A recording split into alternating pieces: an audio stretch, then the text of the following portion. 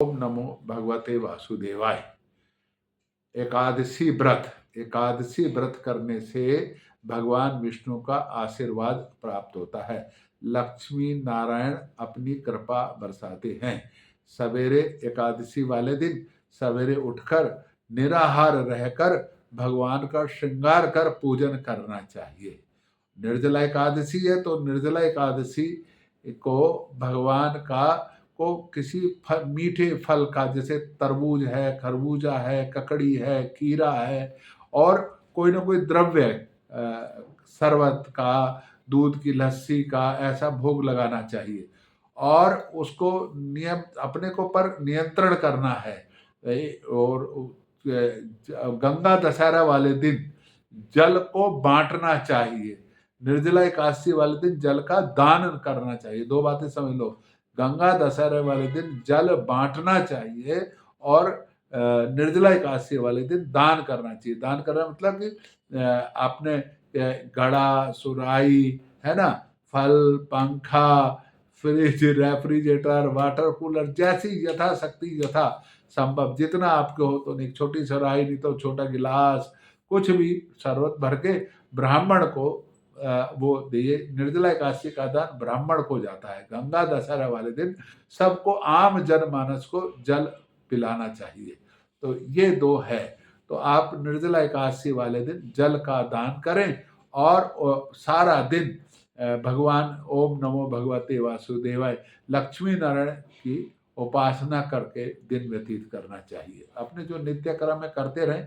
और अगर हम कुछ मान लो, वैसे तो कहते हैं निर्जला एकादशी का मतलब होता है कि बिना पानी के, लेकिन हम आचमन करके पानी पी, आचमन घूंट घूंट भर के दिन में पानी पी सकते हैं, लेकिन भोजन तो नहीं करना है।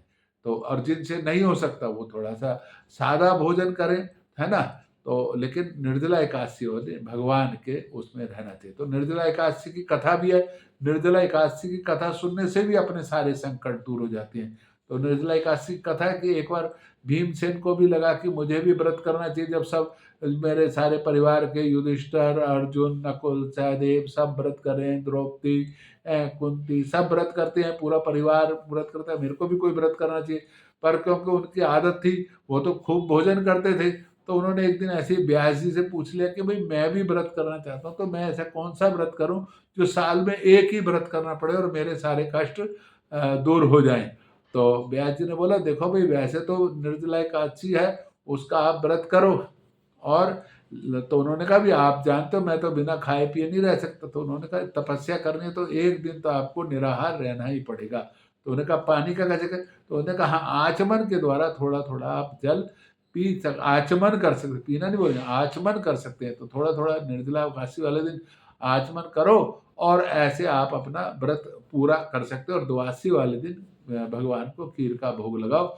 और निर्जला एकादशी वाले दिन जल से संबंधित फल, जल से संबंधित वस्तुएं, जैसे मैंने अभी पहले बताई थी, वो दान करके आनी है। तो भीमसेन महाराज ने व्रत करा और उस व्रत करने से उनको भी सभी एकादशियों का फल प्राप्त हो। कुछ बड़ी एकादशी होती है ना, तो उनमें से एक निर्जला एकादशी भी है। तो उसका उन्होंने पूरी तरह लगन से व्रत करा और व्रत करके उनके सभी संकट दूर हो गए।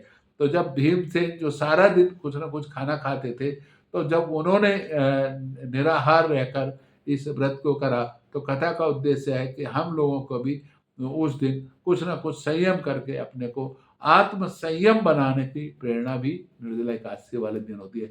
बाकी तो हम सब जानते हैं कि एकादशी वाले दिन जल तत्व प्रमुखता से रहता है।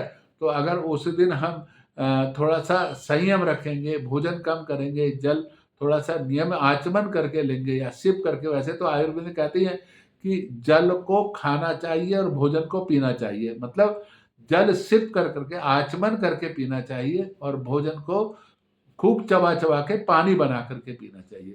तो आचमन करके जल को पिएंगे तो हम नियंत्रित रहेंगे, हमारा आत्मा बढ़ेगा, हमारी मनोकामनाएं बढ़ेंगी। और अगर सारा दिन हम एक माला जपें, ओम नमो भगवते वासुदेवाय, ओम नमो, अब जो गृहिणियाँ वो तो जप ही सकती है ना जी, 2 4 5 10 बार माला ली, 108 माला जप दी, सारा दिन बैठे बैठे करके आ रहे हैं। और अगर एक और बात बताता हूँ, गृहिणियाँ जब इस काम को करती हैं तो समझ लो वो तो पूरे परिवार का आधार होती है ना, तो पूरे परिवार के कष्ट दूर होते हैं। लेकिन जिसके ऊपर खुद कष्ट है, जिसको खुद को भूख लगी हुई है, वो भी अगर व्रत को करेगा, वो भी जपेगा, तो उसके सारे कष्ट तुरंत जल्दी दूर होंगे। तो आप सबको एक बार निर्जला एकादशी की मंगल शुभकामनाएँ। भगवान विष्णु नारायण आपकी सभी मनोकामनाएँ पूरी करें और आप सबके घर में सुख, समृद्धि, शांति, सुरक्षा है।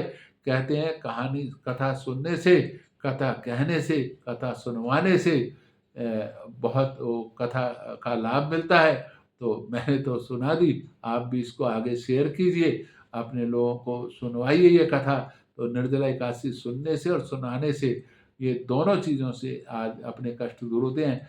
भगवान के चरणों में हमारा ध्यान रहता है, इसीलिए आप ये कथा को सुने और आगे सुनवाएं। ओम नमो भगवते वासुदेवाय। एक बार पुनः निर्जला एकादशी की मंगल शुभकामनाएं।